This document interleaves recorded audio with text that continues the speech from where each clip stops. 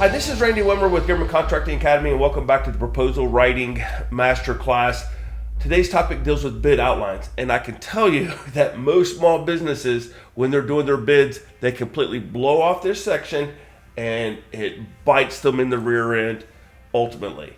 Here's how. Everybody thinks in their mind how much something should be worth, in the proposal.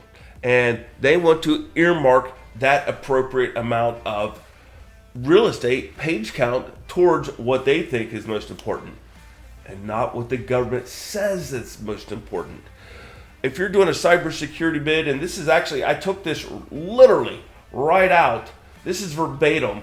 I call the riddle, but this is right out of Section M, and it states how it's going to be scored.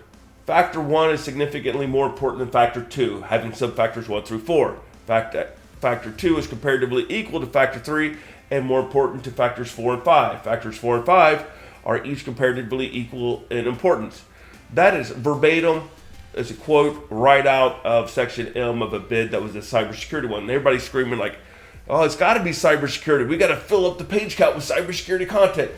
The technical solution, Factor 2, was worth exactly 20%. So if you want to write 95% of your page count to something that's worth 20%, you go right ahead. And I'm going to beat you every time because I'm going to focus a few of those pages on things that are going to get me 15%, 30%, 20%.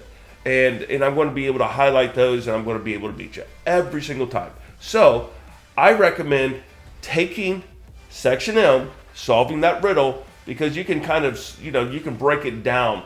This is a solvable, word problem. Go back to 7th grade or 5th grade or whenever it was, whenever they talked about solving word problems.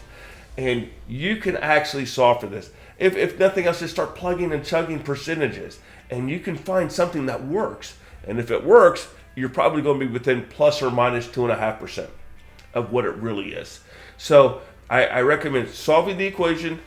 Once you solve the equation to figure out what the real weighting is for each one of these evaluated factors and subfactors are, and then what I would do is I would allocate my page count accordingly.